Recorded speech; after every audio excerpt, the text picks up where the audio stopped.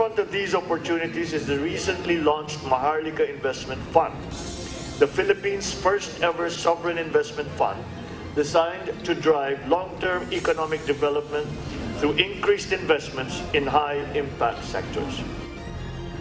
Maharlika Investment Fund, tinalakay ni Pangulong Ferdinand Marcos Jr. Nilagda ang investment deal sa pagitan ng Pilipinas at Saudi Arabia, umabot na sa 4.26 billion US dollars. Sa mga magkakabit pa ng mga posters, kung araw-araw kayo magkakabit illegally, araw-araw din kami magbabaklas, hindi namin titigilan yan. Pagbabaklas ng illegal campaign materials, aaraw-arawin kung kinakailangan. Laban sa vote buying, susunod na tututukan. Ako'y nananawagan sa aking mga kapwa Pilipino na ipahayag ang isang tigil putukan at dalhin ang usapin ng kapayapaan sa mesa. Mga Pinoy sa ilang bansa sa Middle East pinag-iingat na rin. Vice President Sara Duterte umapela ng tigil putukan at usapang pangkapayapaan. Alam naman po natin na habang palapit ang Pasko ay yung traffic na i-extend. Adjustment sa mall operating hours, suspensyon sa paghuhukay ng kalsada at overtime ng mga traffic personnel ipatutupad ng MMDA sa holiday season para iwas traffic.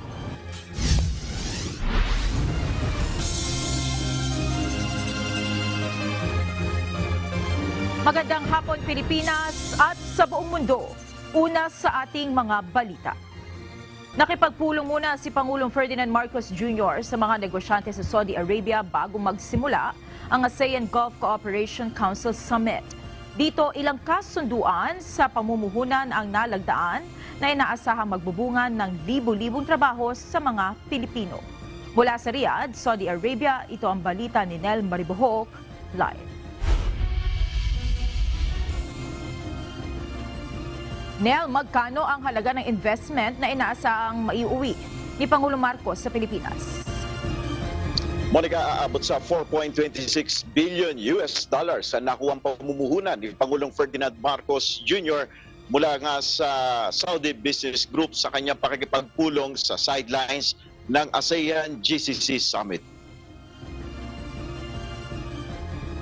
Kabilang sa nilagdaang kasunduan ay ang 120 million US dollars para sa construction export services ng dalawang malaking kumpanya sa Saudi.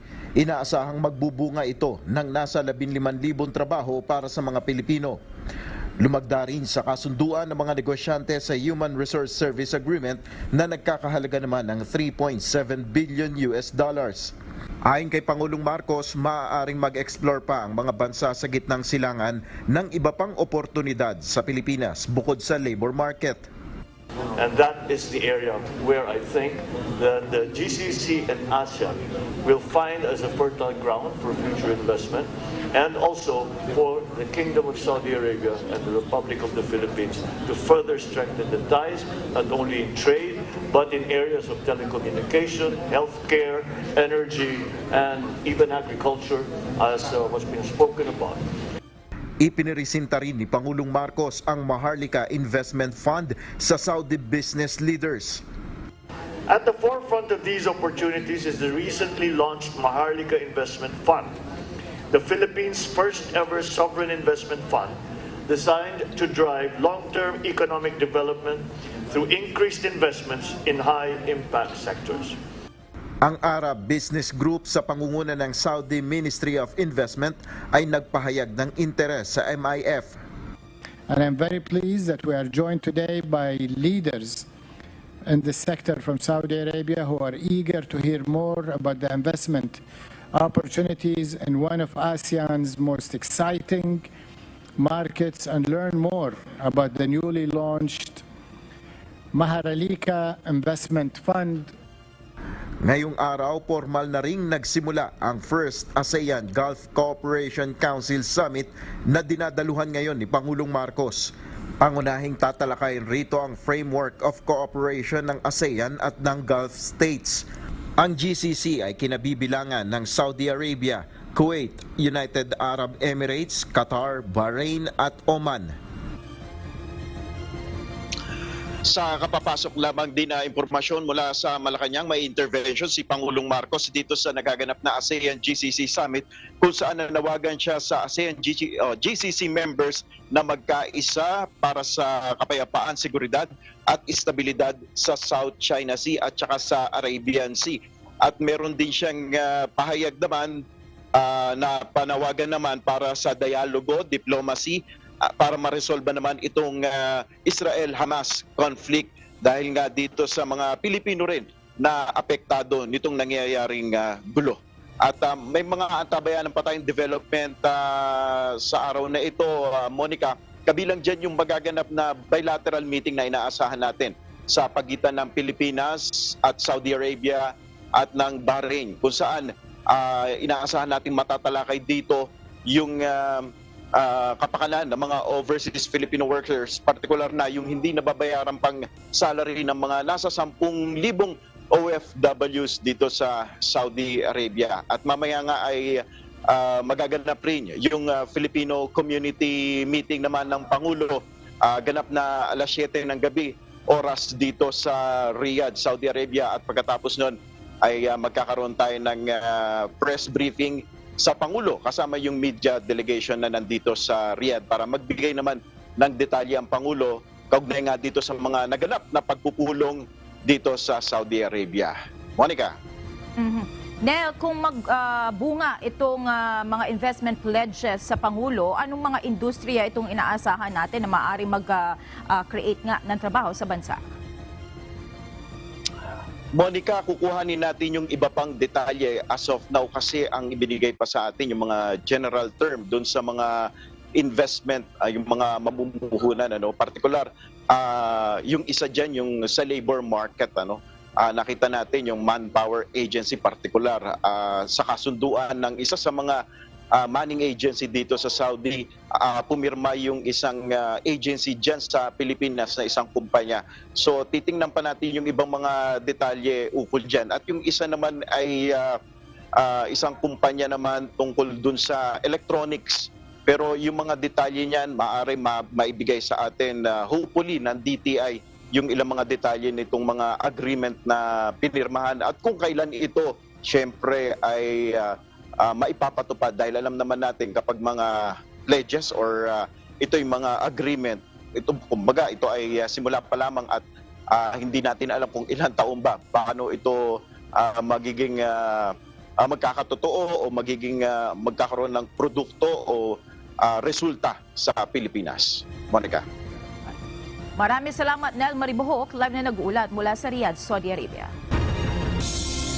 Pinag-iingat ng mga embahada ng Pilipinas sa mga kababayan sa ilang pang bansa sa Middle East sa gitna ng tensyon bunsod ng nangyayaring giyera sa pagitan ng Israel at Hamas militants. Samantala, nanawagan naman si Vice President Sara Duterte sa mga kapwa Pilipino na manawagan ng tigil putukan at pagkakaroon ng usaping pangkapayapaan. Ito ang balita ni Rosalie Cos. Nagpapatuloy ang mga kabi-kabilang kilos protesta sa ilang bansa sa Middle East bunsod ng giyera sa Gaza Strip. Bunsod nito umigting ang tensyon at pinangangambahan ng pagsiklab ng gulo at mga karahasan sa rehiyon. Ang Philippine Embassy sa Lebanon naglabas ng abiso para sa mga kababayan na mag-ingat at umiwas sa mga pampublikong lugar, pagtitipon at pagbiyahe sa southern part ng bansa. Naglunsad na ng Lebanon 24/7 Help Desk ang Department of Migrant Workers para sa mga kababayang nangangailangan ng assistance. Sa pamamagitan nito ng Hotline 6321348 o kaya ay sa kanilang WhatsApp at Viber number 63908-326-8344, 63927-147-8186 at 63920517109. Sa Lebanon-Israel border, nangyayari ang sagupaan sa pagitan ng Hezbollah militants at Israeli Defense Forces. Sa gitna ito ng patuloy ding pagtugis ng Israel sa Hamas militants sa Gaza. Pinaalalahanan din ng Philippine Embassy sa Egypt ang Filipino community na maging alerto at lumayo sa pagtitipon-tipon ng mga tao. Pinayuhan ding manatili sa loob ng bahay kung wala namang mahalagang gagawin sa labas. Samantala, nanawagan naman si Vice President Sara Duterte sa mga kapwa Pilipino na tigil putukan at usapang pangkapayapaan ang ipanawagan sa halip na pumanig sa iisang partido. Nagpahayag ng pagkabahala ang Vice Presidente sa kapakanan ng mga Pilipino sa rehiyon na apektado ng gulo at mga karahasan.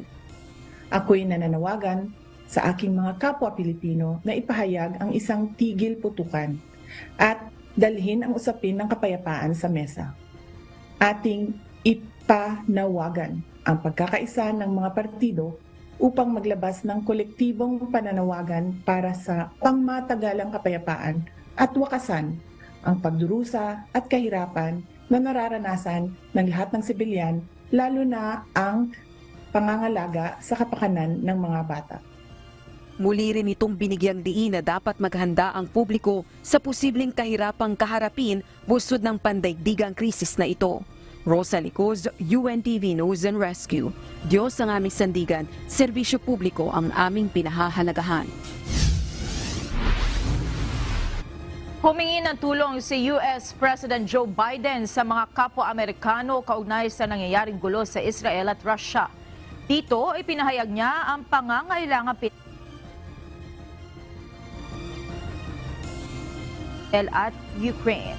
Ito ang balita ni Region Bolivar. We cannot and will not let terrorists like Hamas and tyrants like Putin win. Hinihikayat ni US President ang American citizens na suportahan ng Israel at Ukraine na humaharap ngayon sa panganib mula sa Hamas militants at Russia.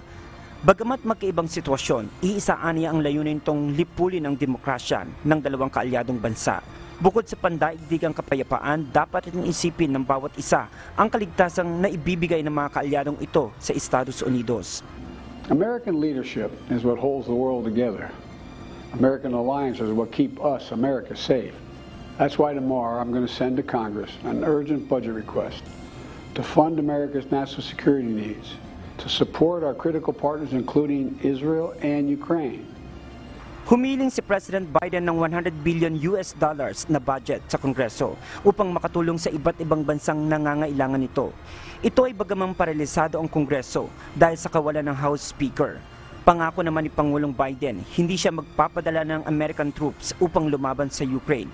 Anya ang kailangan ng Ukraine ay military aid pagdating sa armas, munitions at kapabilidad na itulak ang Russian invaders palabas sa kanilang bansa.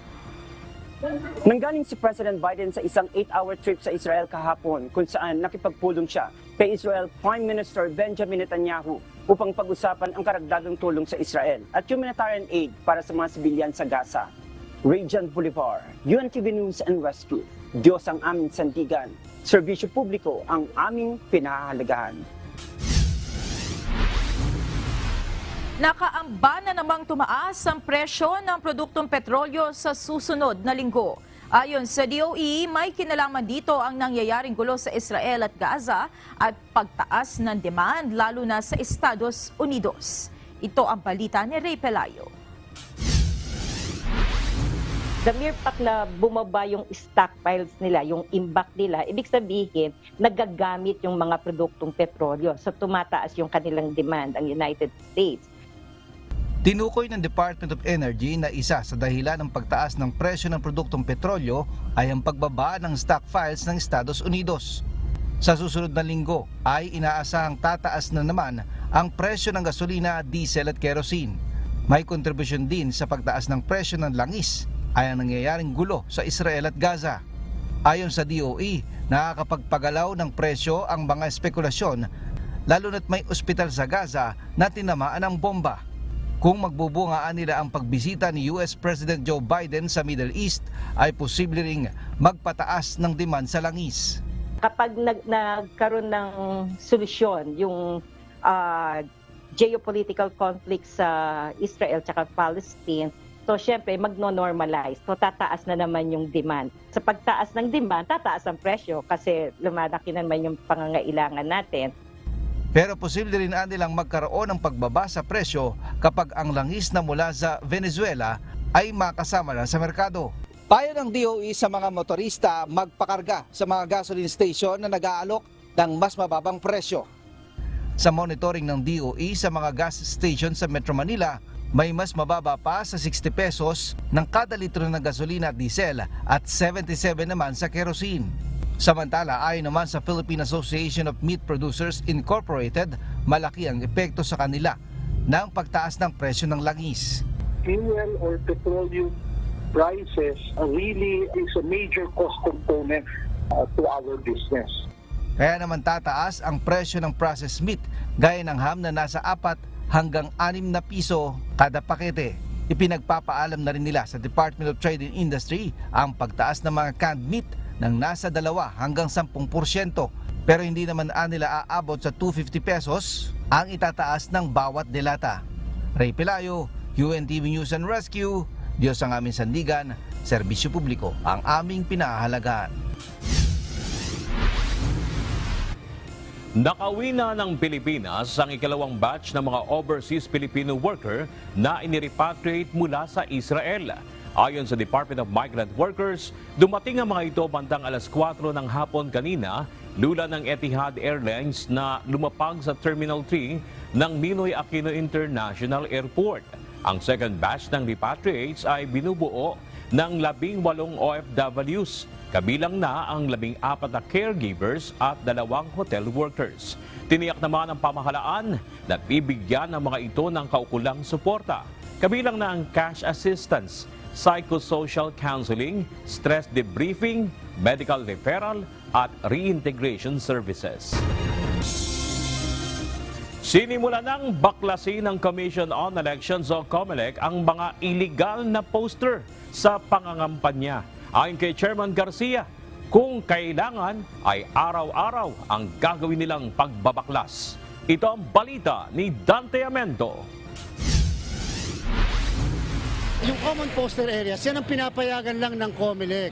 Outside ng common poster areas, illegal na yan. Private property, legal yan. Basta magko-comply sa 2x3.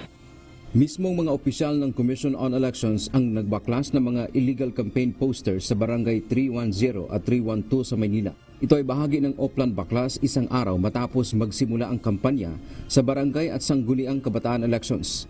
Kasama sa mga tinanggal ang mga poster na nakakabit sa poste ng kuryente, pampublikong lugar at sa ilalim ng LRT Station Recto. Tatanggalin din itong mga nasa istasyon ng tren, no? Kasi bawal yan eh. Under sa COMELEC rule, bawal po yung pagkakabit ng poster sa mga istasyon ng tren at iba pang mga public places na hindi siya designated na common poster area. So ayan, baklas na yung marami ito actually, maraming poster dito sa isang istasyon ng tren. Paalala ni COMELEC Chairperson George Erwin Garcia, lahat ng labas sa itinakdang common poster areas ng COMELEC ay bawal. Kahit ang nasa private property, ngunit hindi sumunod sa tamang sukat na 2x3 feet at walang pahintulot ng may-ari ay bawal din. Sa unang plano, tuwing Biyernes lang sila magtatanggal ng mga illegal na campaign paraphernalia. Pero kung marami anyang hindi sumunod sa mga panuntunan, hindi mag-aatubili ang COMELEC na gawin itong araw-araw. Sa mga magkakabit pa ng mga posters, kung araw-araw kayo magkakabit illegally, araw-araw din kami magbabaklas, hindi namin titigilan yan. Dagdag pa ng komisyon, maghahain din sila ng disqualification cases sa mga kandidato na may-ari ng campaign posters. Pagkatapos nito, susunod naman na tututukan ng komisyon ang kanilang laban hinggil sa vote buying. Inaasahang dadami umano ang ganitong paglabag ilang araw bago ang eleksyon.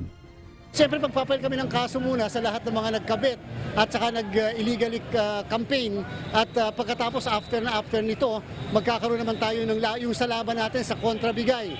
Alam natin ngayon wala pa masyadong namimili o namimigay ng kung ano-ano. Darating yan mga 3 araw bago mag-eleksyon. Dante Amento, UNTV, News and Rescue. Diyos ang aming sandigan, serbisyo publiko ang aming pinahahalagahan. Payapang nairaos ang simula ng campaign period kahapon sa bansa. Gayunman hindi anya magpapakampante ang Philippine National Police lalo na sa mga lugar na may matinding labanan ng politika tuwing halalan. Ito ang balita ni Lea Ilagan. Yung ating pong overall assessment po kahapon na start po ng campaign period ay naging generally peaceful naman po ito at wala po tayong naitala na any significant incident relating to campaign period. 10 araw bago ang Barangay at Sangguniang Kabataan Election 2023, naiayos na ng Philippine National Police ang ipatutupad na seguridad para masiguro ang payapa at maayos na eleksyon sa October 30. Ito'y kahit na wala silang naitalang anumang krimen sa pagsisimula ng campaign period, hindi aniya nagpapakakampante ang PNP. Ayon kay PNP Public Information Acting Chief, Police Colonel Jean Fajardo, itataas ng PNP ang kanilang pag-alerto sa pinakamataas na nivel o sa full alert status 3 araw bago ang halalan. Magdaragdag din aniya sila ng puwersa sa mga lugar na may matinding labanan ng politika gaya sa BARM, Negros Oriental at Abra. Diyan nga po sa Bangsamoro Autonomous Region, magdadagdag po tayo dyan ng personnel coming from the NCRPO, Region 10, 11, and 12, mga around 800 po yung augmentation team natin. Meron din po tayong augmentation personnel sa Negros Oriental. Iniintay lang po natin yung official transmittal po ng documents coming from the COMELEC officially declaring ng the whole province of Negros Oriental as under COMELEC control. Kabilang sa mga pinaghahandaan ng PNP ngayong eleksyon ay ang posibleng pagtaas ng emosyon ng mga kandidato sa araw ng halalan. Gayon din ang vote buying, vote selling at harassment. Historical data will tell us na mas mainit po talaga yung local elections compared sa national election dahil nga unang-una ang mga kandidato po dito ay magkakalugar, magkakamag-anak, magkakaibigan, magkakilala. So yung personal emotions ay nadadala kapag ganitong mga election po. Sakali aniya magkaroon ng gulo sa araw ng halalan, nakahanda naman aniya ang nasa 4,500 na mga pulis na sinanay para maging Board of Election Inspector o BEI. Kung sakasakali po na magkakaroon po, may mga guru po tayo na umatras, may naririnig po tayo na may mga guru na very apprehensive na mag-serve as electoral board po. Nakahanda po yung PNP na mag-provide po ng assistance. Sinabi ni Colonel Fajardo na sa ngayon, nasa 361 ang barangay ang nasa ilalim ng red category, 1,271 ang nasa orange category, 1,199 ang nasa yellow category at 39,176 naman na barangay ang nasa ilalim ng green category. Nasa 77 na ang naitalang insidente ng PNP simula na mag-umpisa ang election period. 18 dito ang kumpirmadong may kinalaman sa halalan. 66 naman ang hindi election-related at 13 ang suspected at patuloy na isinasailalim sa validation. Sa Lunes, isasagawa ang send-off ceremony ng mga tauhan na i-deploy para sa halalan at Joint Command Conference ng PNP, COMELEC, AFP at Philippine Coast Guard. Leia Ilagan, UNTV, News and Rescue. Diyos ang aming sandigan, serbisyo publiko ang aming pinahahalagahan.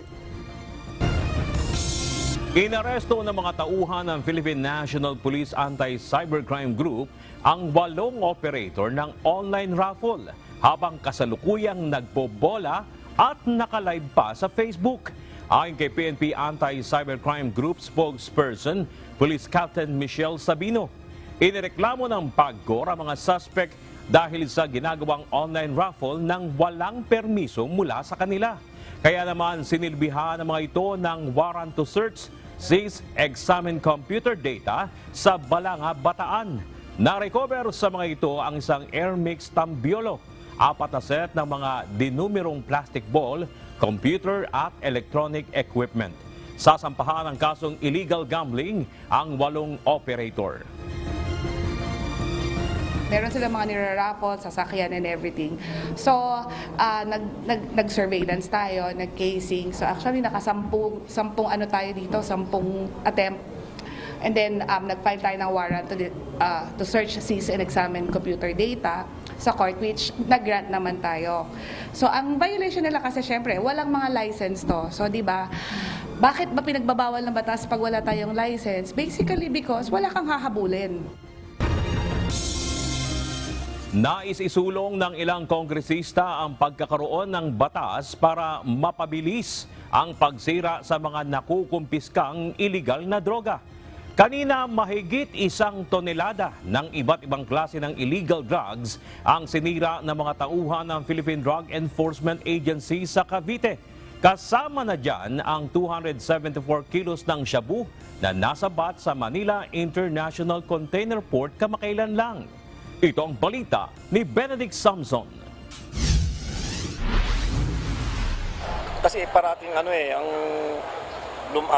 suspicion ng mga tao ay bumabalik sa kalsada, hindi ba? Parang kinukuha from the evidence room, mga ganyan. So that's the reason why ang sinasabi ko, the moment that we have an opportunity na makapag-destroy, kaagad-agad destroy yan. Sinira na kaninang umaga ng Philippine Drug Enforcement Agency sa Teresa Martires City, Cavite ang nasa higit 1 tonelada ng iba't ibang uri ng illegal na droga na may tinatayang halaga na aabot sa 5.97 billion pesos. Kinabibilangan nito ng nasa higit 400,000 grams na methamphetamine hydrochloride o shabu, higit 300,000 grams na marijuana, 208,000 plus grams ng dimethyl sulfone o shabu extender at iba pang uri ng illegal na droga. Ito yung thermal decomposition machine na kung saan dito nga inilagay yung mga sisiraing illegal na droga. May temperatura ito nga abot sa 1,000 degrees centigrade at selyado ito ng 2 padlock na tanging PIDEA lang ang may hawak. Ayon kay PIDEA Director General Undersecretary Moro Virgilio Lasso, dahil walang kaso ay kagad na naisama rito ang nasa 274 kilograms ng shabu na nasabat sa Manila International Container Port nito lamang October 6. The reason why mabilis po yung pagka-dispose is because wala pong kaso. Kapag meron kasing na-file na kaso, we will have to ask the permission of the court to destroy. Because kapag may kaso, may evidence yan, di ba? So, sa akin lang yung authority to destroy evidence na walang cases filed. Ayon pa sa PIDEA, isa sa pinakamabilis na nailabas na court order ay umabot lang ng 10 araw. Ito rin ang plano ng House of Representatives na makapagpasa ng isang batas na mag-aatas na kaagad sirain ang nakumpiskang illegal na droga at tiyaking mapatawan ng parusa ang sinumang mahuhuling sangkot dito. Alam ko, minsan frustrated tayo bilang agents when you apprehend and yet malalaman nyo na nakawala dahil hindi na i-file yung kaso o hindi kaya ay na-dismiss yung kaso. No, medyo malaking frustration at challenge dito sa ating mga mambabatas kaya pinag-aaralan namin with the help of the Department of Justice and other legal advisors of the House kung paano mapapagtibay at mapapaigting yung laban kontra sa illegal na droga through legislation. Much importantly, siguro, kung halimbawa wala talagang case na filed, katulad niya, makikita mo maraming no case filed, dapat yan talagang antimano, pagkakuha, sunugin na agad para hindi natin ma-recycle, Samantala sa isinagawang drug destruction sa Teresa Martires, naipaalala rin ng ilang kongresista lalo na sa mga kandidato sa barangay at sangguniang kabataan na gawin nilang plataforma ang paglaban sa illegal na droga. Benedict Samson, UNTV News and Rescue. Diyos ang aming sandigan, serbisyo publiko ang aming pinahahalagahan. Ipinagbawal ni Secretary Gilbert Teodoro sa mga empleyado ng Defense Department na gumamit ng nauusong applications na gumagamit ng artificial intelligence. Ayon sa kalihim, ito'y dahil sa banta ng identity theft, gayon din ang privacy at security risks na pwedeng magamit sa phishing attacks at iba pang uri ng modus o krimen. Sa isang memorandum na pirmado ni Secretary Teodoro, pinagbawalan nito ang DND personnel at Armed Forces of the Philippines na gumamit ng AI applications kung saan nababago-bago ang itsura ng isang tao. Narito naman ang mga balitang nakalap ng UNTV News Global Correspondents, ihahatid ni Maven Carizo mula sa Perth, Australia.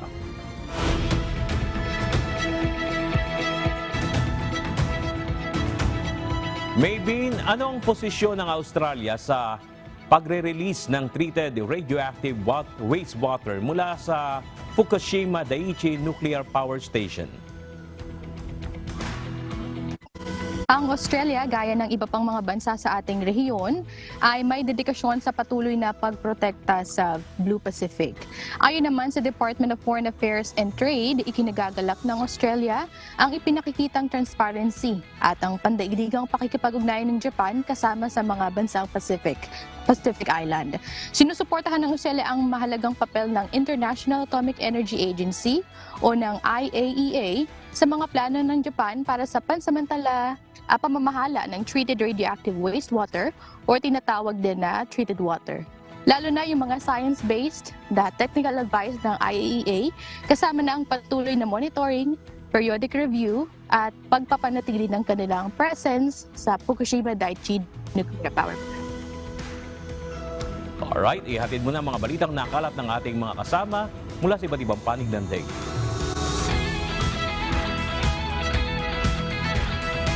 Lumagpas ang China sa projection ng paglaki ng nuclear stockpile nito batay sa ulat ng Estados Unidos. Gayunman, ayon sa Beijing, nananatili ang bansa sa no first strike policy. Ito ang balita ni Daryl Angeles.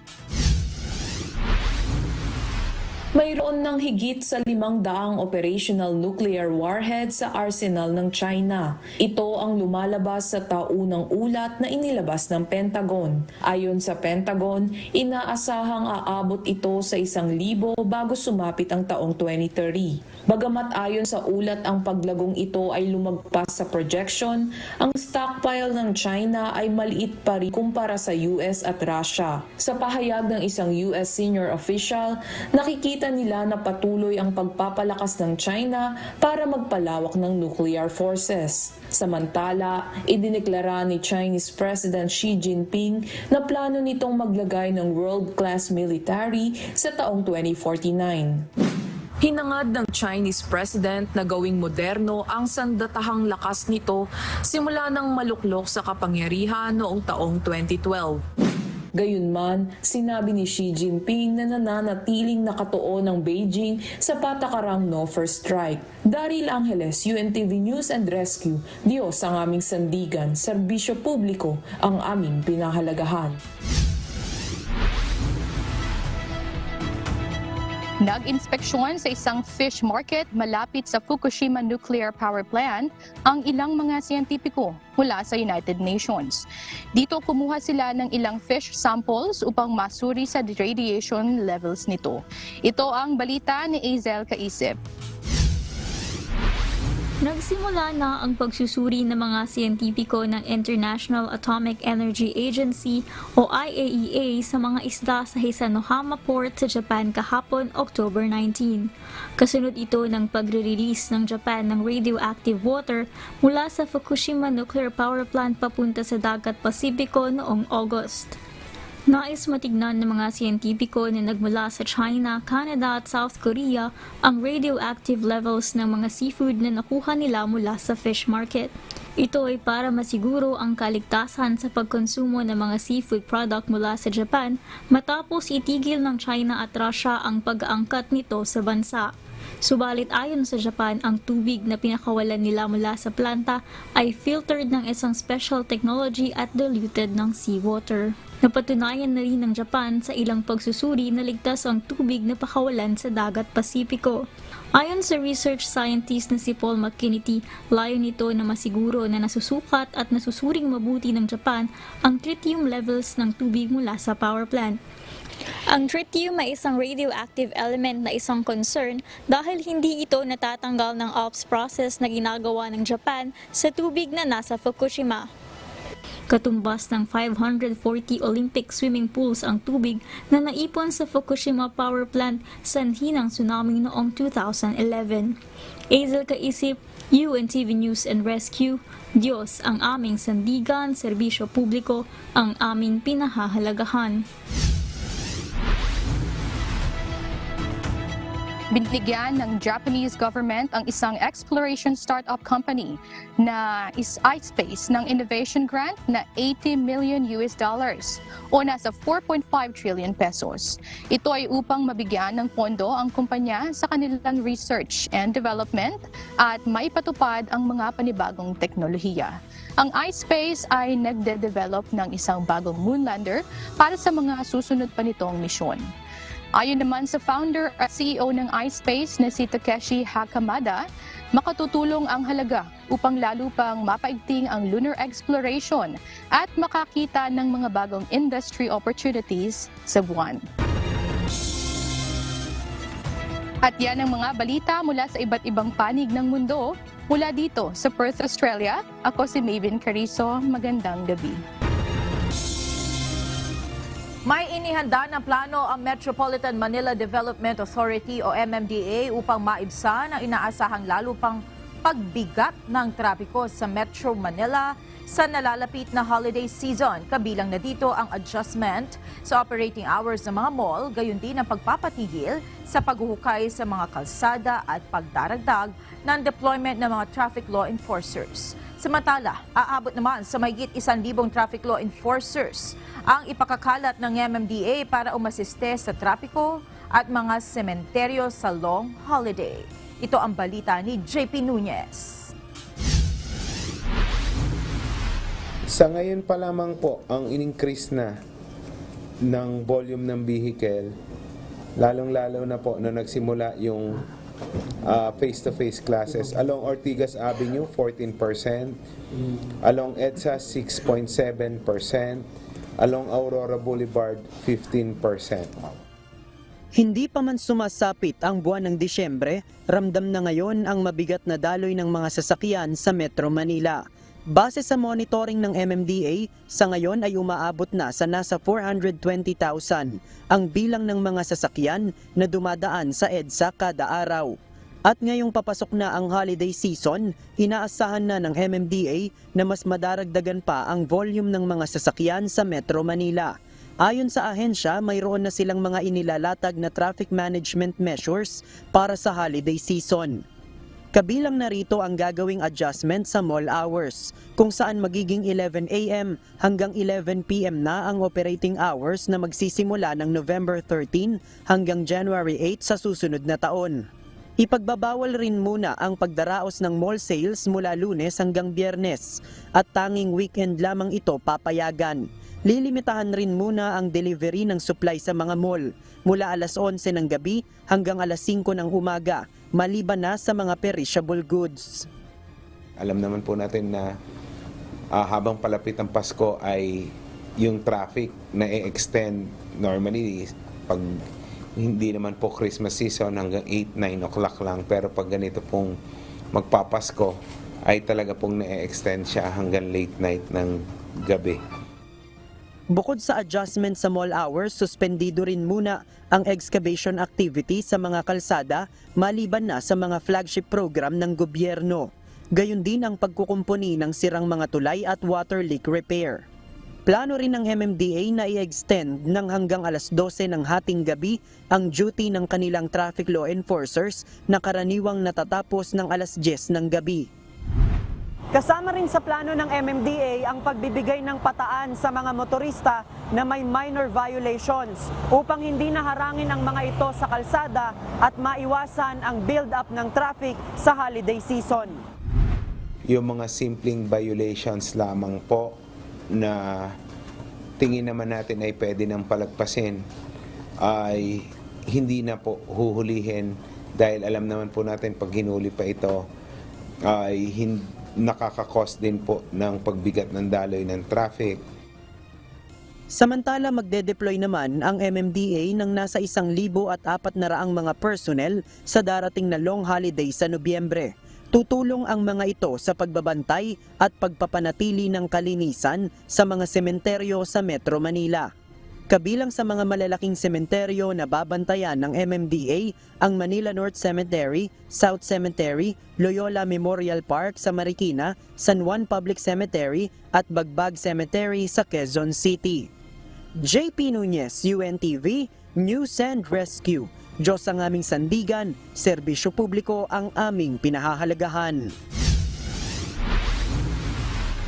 Nanawagan kay Pangulong Marcos Jr. ang pinagsama-samang transport group na tinawag na Magnificent Seven para ibalik sa pwesto si suspended LTFRB Chairman Teofilo Guadis III. Iginiit ng grupo na wala namang umanong bahid ng korupsyon ng opisyal. Iginiit din nila na madali lang makalapit sa kanyang opisina at nasasagot naman nila ang kanilang concerns sa mga ipinatutupad na patakaran at programa ng LTFRB pagdating sa hanay ng mga pampublikong transportasyon. Kanina umaga, nagtipon-tipon sa harapan ng LTFRB Central Office sa mga lider at miyembro ng Magnificent Seven. Kasama rito si Pasang Mazda National President Obet Martin. Gayon din sina Actor National President Liberty De Luna, Altoda President Boy Vargas, FEDJUDA President Ricardo Rebaño at Stop and Go Coalition President Zaldi Ping Ay. Nauna nang itinanggi ni Attorney Guadis ang mga aligasyon ng korupsyon sa LTFRB.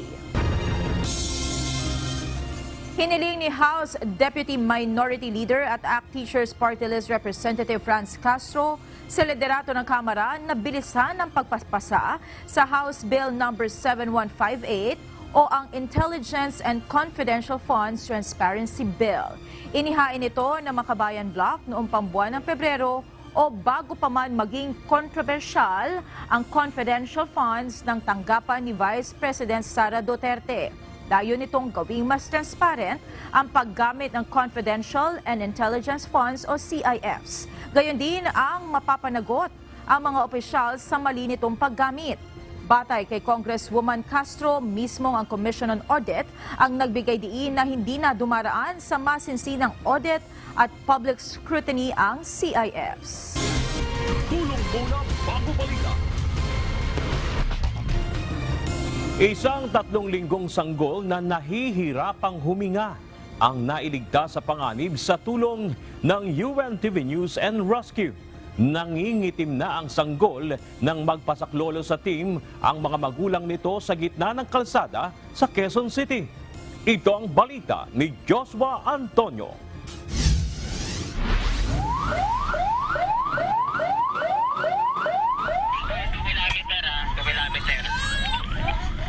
Copy. Sige, mag-clear pa kami na airway kasi may plema si baby. Higa niyo po, ma'am. Higa niyo po. Nangingitim na ang sanggol na ito nang idulog ng kanyang mga magulang sa UNTV News and Rescue sa gitna ng kalsada sa Quezon City. Nahirapang huminga ang 3 linggong sanggol dahil sa plema, ubo at sipon. Kwento ng mga magulang, papunta na sila ng ospital ngunit naipit sa trapiko ang sinasakyan taxi. Eksakto namang napadaan ang UNTV News and Rescue vehicle sa lugar kaya naisipan nilang humingi ng saklolo. Hindi pa traffic kanina. Tapos sabi ko, nung nakita ko yung sasakyan ninyo, sabi ko, sir, baka pwede yung ambulance tayo na sasakyan. Okay sir, sabi niya, subukan natin. Pabalik na kami ng base, bali traffic eh. Tapos may kumatok sa amin na taxi driver. Then may pasahero nga daw siya na mag-ina sa yung asawa kasama.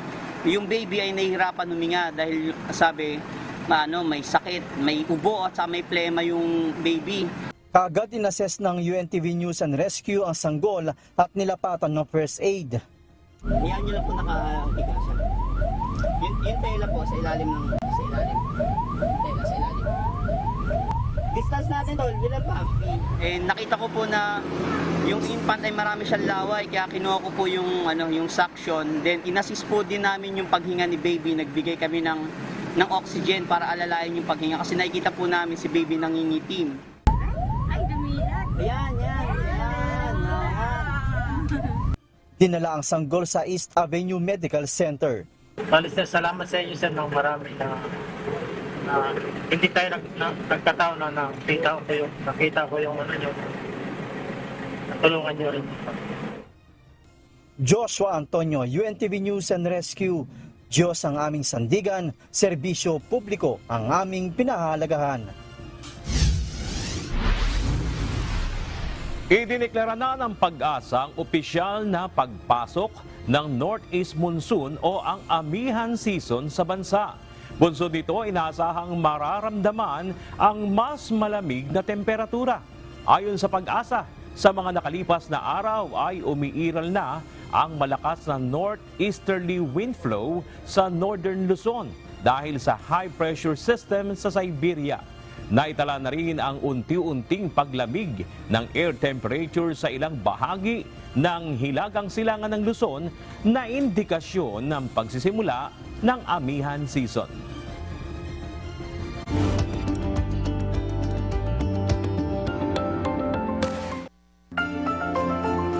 Ayon sa eksperto, may classification ng high risk at low risk sa breast cancer na kanilang tinitingnan para sa genetic testing. Ito ang balita ni Kichi Cipriano.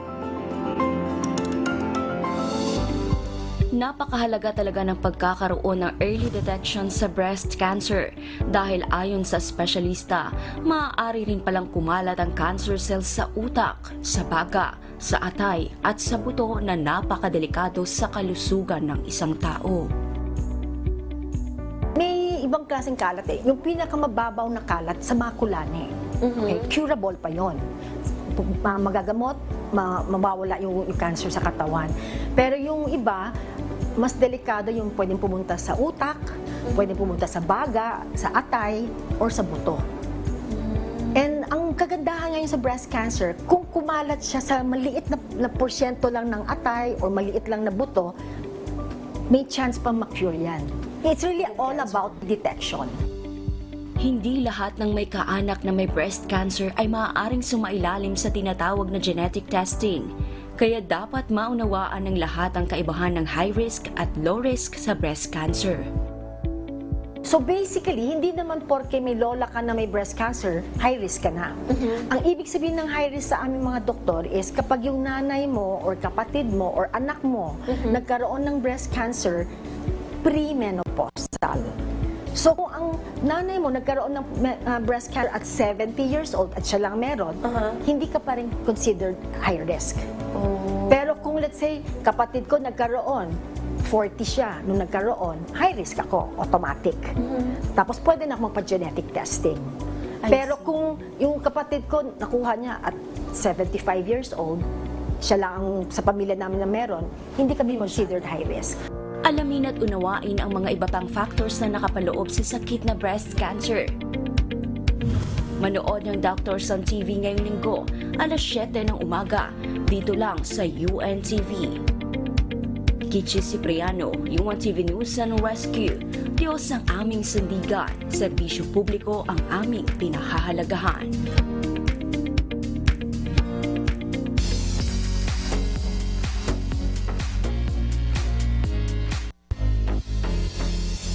Sa lahat ng music lovers at enthusiasts, isang back-to-back concert ang hatid ng KDR Music House ngayong linggong darating. Muling matutunghayan ang pagbabalik ni Lucas Graham sa entablado sa Pilipinas para haranahin ang kanyang Filipino fans. Bukod dyan ay mapapanood naman ang digital live stream ng Wishdate Memoir.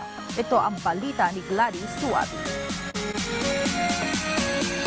What are your plans this Sunday? Kung wala pa, we got your back mga kasangbahay dahil isang back-to-back concert lang naman ang hatid ng KDR Music House sa atin ngayong linggo, October 22, 2023. Once I was 7 years old, Mama told me, go make yourself some friends or you'll be lonely. Once I was 7 years old. Nagbabalik sa Pilipinas ang singer-songwriter na si Lucas Graham upang mag-perform ng live at haranahin ang kanyang fans sa mga awiting magbibigay ng iba't ibang emosyon. Several of my songs are quite emotional, but we still have some party songs, and so I think fans could be expecting to laugh, dance, and cry during the concert. I love being able to make people have a big party, but I also love how my lyrics and my more sad ballads can bring like a lot of feelings out in an audience. So yeah, I think people can expect both ends of the emotional scale for this concert. Ayon kay Lucas, Lucas dahil hindi niya malibot ang buong bansa para makita at maabot ang kanyang fans. Iniaalay niya ang concert na ito sa mga tagahanga niyang mula pa sa malalayong probinsya. One of the main issues with being an international name is that we can't be everywhere at this, and even when we come to the Philippines, there's so many places we're not visiting. We're only playing one concert in Manila, so I'm sure that there's a lot of people on the islands who would want us to come a little bit closer. So I think Wish You Were Here is going to be dedicated to them. At asahan ang special performances ni Juan Carlos at Andrea. Para kay Lucas, ang karerang ito ang nagpabago ng kanyang buhay at naging dahilan para makarating siya sa iba't ibang lugar. At isa ang Pilipinas sa mga nais niyang balik-balikan dahil sa mga tao at ang ating mayamang kultura.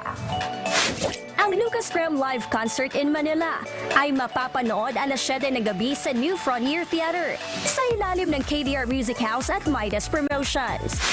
Samantala, mapapanood naman ng mga wisher ang digital live stream ng Wish Date Memoir, isang istorya ng pag-ibig at pagkakaibigan na pinagbibidahan ng beauty queen actress Alice Dixon, veteran actress Luella de Cordova, Joshua Junicio, Devon Ceron, at Shira Diaz at Kate Yalong.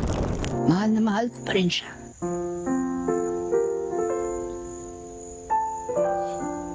Maybe he was the only one I meant to love. Bukod sa short film, matutunghayan din ang powerful performances ng mga tampok na OPM artists.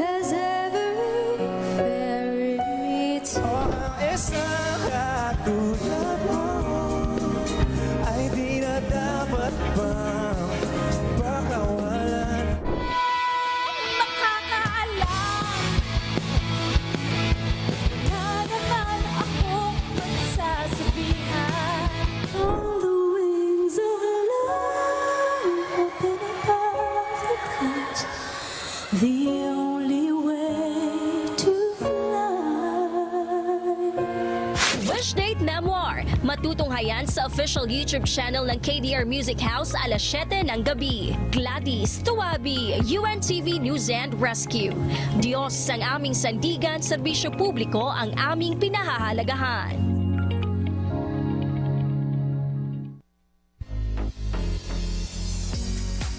Hindi na matutuloy ang 2023 MTV European Music Awards sa Nobyembre. Sa official announcement, sinabi ng MTV EMA na bunsod ng mga hindi inaasahang pagyayari o volatility of world events, nagpasya silang wag na muna ituloy ang nasabing Music Awards. Isinaalang-alang nila sa desisyong ito ang kaligtasan ng libo-libong mga empleyado, production crew, artists, fans at partners na manggagaling pa sa iba't ibang bahagi ng mundo. Pakiramdam din nila ay hindi ito ang tamang panahon upang magsaya habang nagkakagulo sa Israel at Gaza. Gayunman, magpapatuloy ang botohan para sa iba't ibang category at ipinangakong mababalik ang annual awards sa 2024. Kabilang sana sa magpa-perform sa MTV EMA ang Australian singer-songwriter and rapper na si Kid Laroi, American singer-actress Sabrina Carpenter at ang South Korean singer at BTS member na si Jungkook.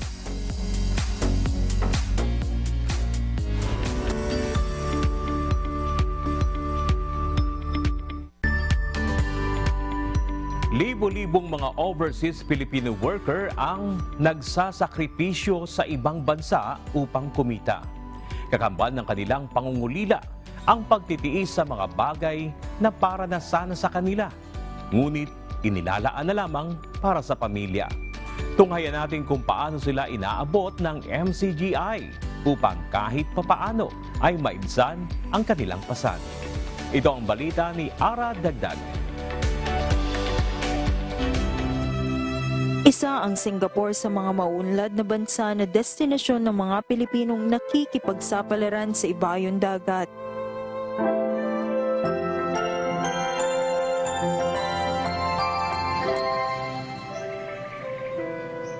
Ayon sa datos ng Department of Migrant Workers, tinataya Kasalukuyang nasa 200,000 ng Pilipino ang nagtatrabaho at naninirahan dito.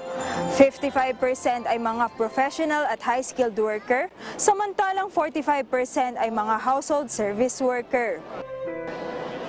At dahil hindi kalakihan ang sahod ng mga household service worker na ito, lahat ng paraan ay kanilang ginagawa upang makatipid.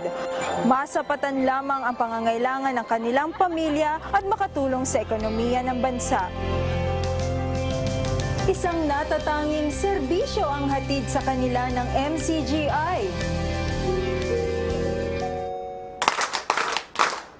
Welcome to MCGI Free Store! MCGI cares, MCGI shines!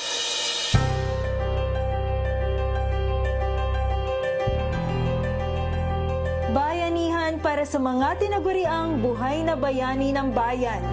Ito ay bilang pagpupugay sa pagsisikap ng ating mga kababayan upang kahit papaano sila ay magaanan sa kanilang pasan at kalungkutan. Sama-sama sa paggawa, bata man o matanda, itinataguyod ang pagkalinga sa kapwa.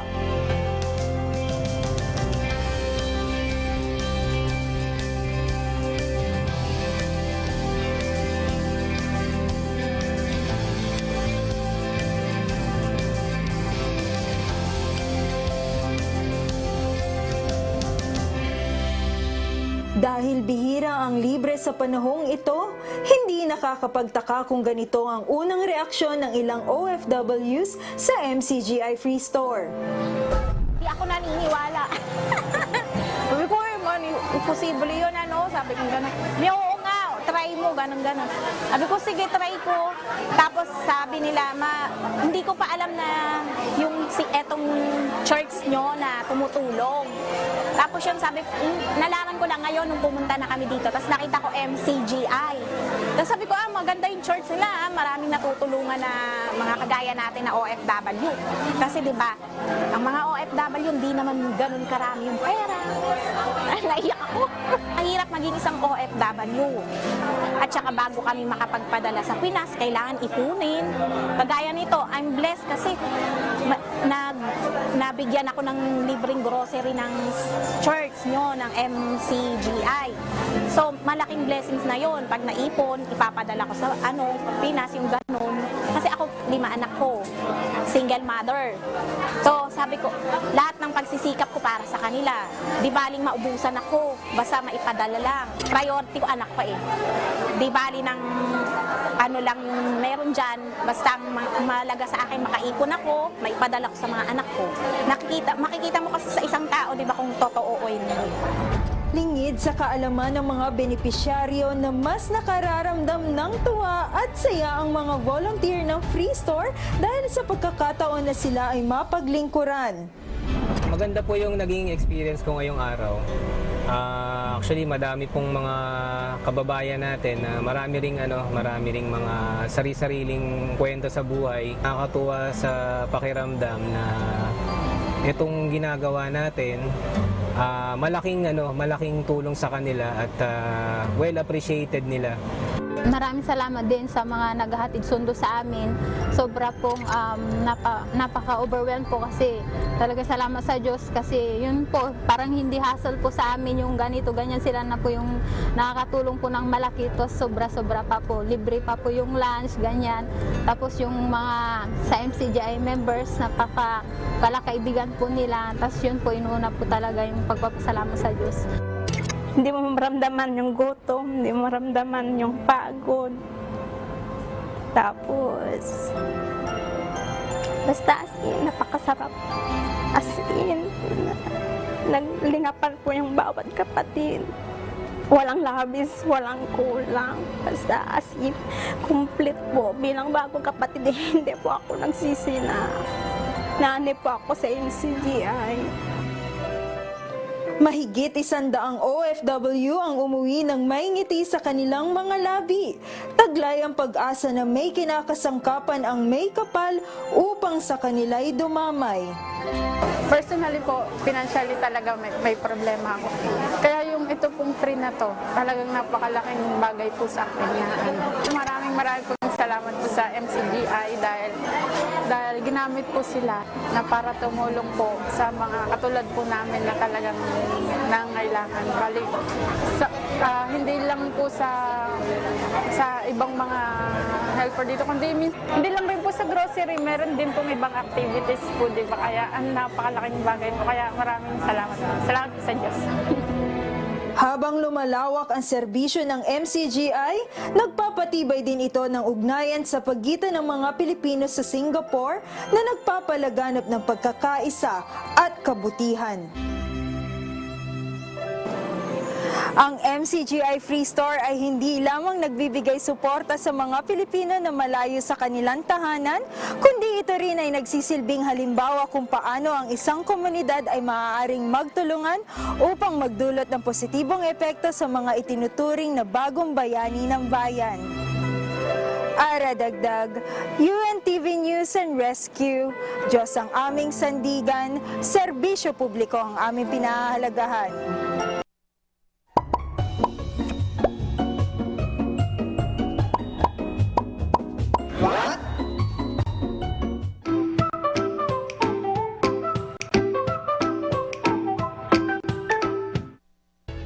Nagkalaman po, kapag inaantok tayo o di kaya ay naboboard sa isang lecture na pinapakinggan, di ba kadalasan ay humihikab tayo? Pero alam ba ninyo na hanggang ngayon pinagdidiskusyonan pa ng mga siyentipiko kung bakit nga ba tayo humihikab? Pero hindi lang naman po tao ang humihikab, pati mga hayop humihikab din. At alam nyo ba kung ano ang nadiskubre ng mga scientist tungkol dito? Nakakita po sila ng isang pattern sa paghikab ng mga hayop. Mas maigsi at mas maliit ang hikab ng mga hayop na may maliit na utak. Kumpara naman sa mga hayop na malaki ang utak na kung saan mas mahaba at mas malaki ang hikab nila. Nadiskubre na mas mahaba humikab ang mga unggoy na ang pinakamahaba pa ngang na hikab ay umaabot ng 6 na segundo. Habang ang paghikab naman ng daga, mas maigsi. Nasa 1.5 seconds lang ang duration. Kayo po, gaano katagal kayo humikab? Matagal o sandali lang? Depende yan sa laki ng utak. Biro lang po. Pero sa hayop, yan ang kanilang nadiskubre. Sana po may natutuhan kayo at laging tatandaan, mapalad ang tao na nakakasumpong ng karunungan at ang tao na nagtatamo ng kaunawan.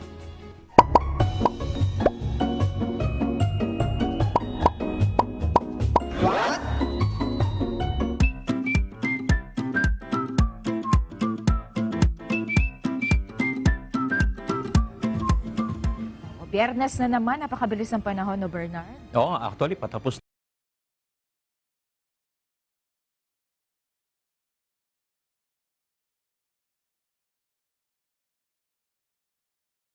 na yung October eh.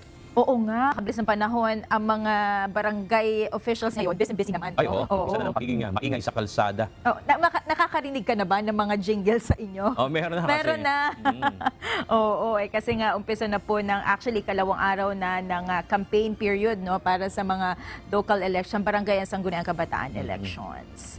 At ito na ata yung mga gustong komentuhan ng ating mga kausi. Kaugnay niyan. Ito nga ang isa kinumentuhan ng ating kausi na si Del Rio. Kaugnay ito sa Oplang Baklas. Good job po, Atty. Garcia.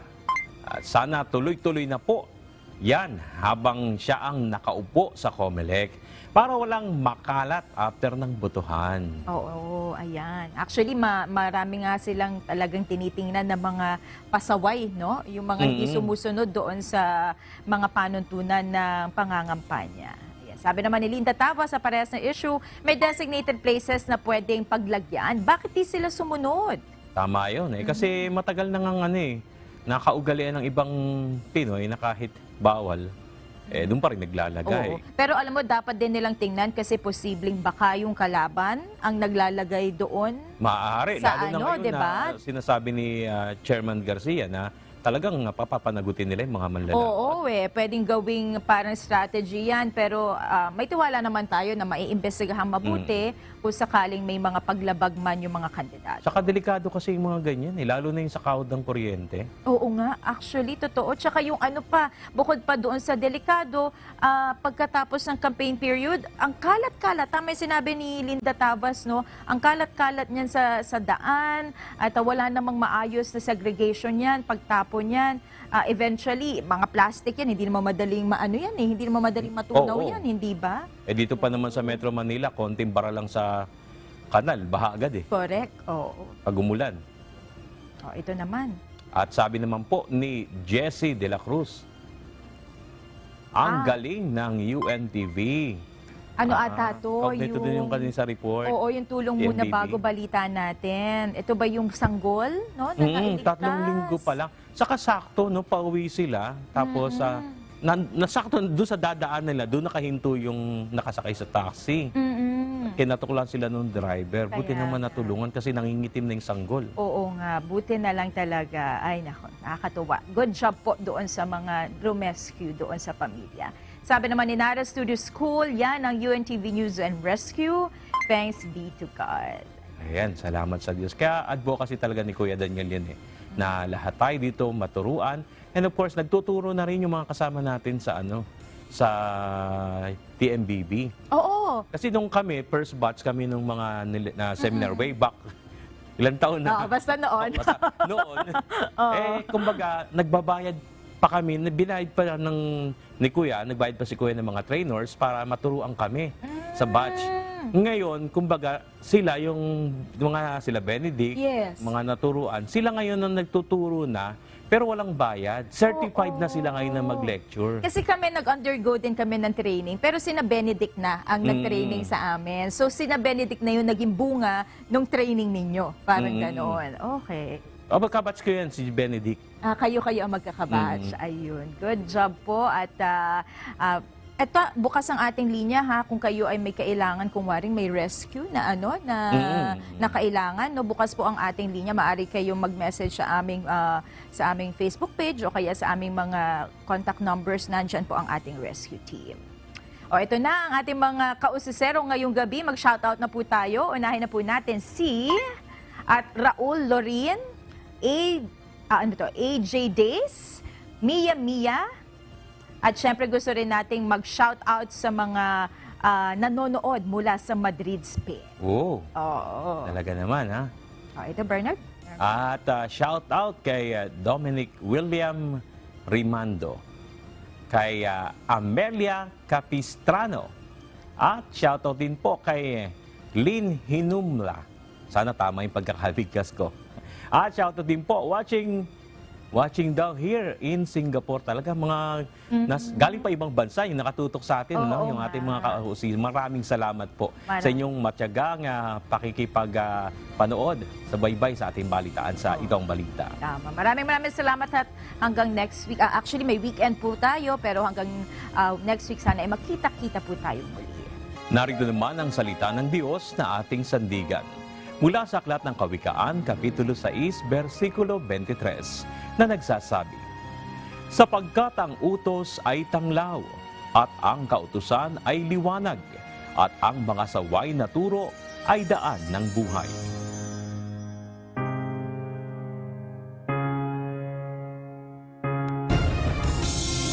Yan ang naging kabuuan ng ating balitaan ngayong gabi. Aming inilahad ng buong katapatan kung paano namin nasaksihan. Kayo'y makapagtitiwala ng aming nakita at narinig ang aming ibinabalita. At dito sa UNTV, Diyos ang aming sandigan. Serbisyo publiko ang aming pinahalagahan. Magandang gabi.